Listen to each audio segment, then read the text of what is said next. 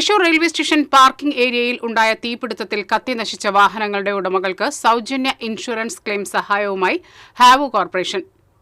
Thrissur railway station parking ഏരിയയിൽ ഞായറാഴ്ച ഉണ്ടായ വൻ തീപിടുത്തത്തിൽ 300ഓളം ഇരുചക്ര വാഹനങ്ങളാണ് കത്തി നശിച്ചത്.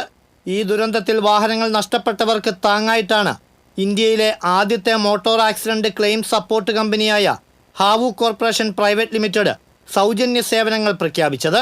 സാമൂഹിക പ്രതിബദ്ധതയുടെ ഭാഗമായി അപകടത്തിൽപ്പെട്ട വാഹനങ്ങളുടെ ഉടമകൾക്ക് സൗജന്യ insurance claim intimation, claim registration support എന്നിവ ഉൾപ്പെടെയുള്ള നടപടികൾക്ക് വിദഗ്ധ സംഘത്തിന്റെ സാങ്കേതിക സഹായമാണ് കമ്പനി വാഗ്ദാനം ചെയ്തിരിക്കുന്നത്.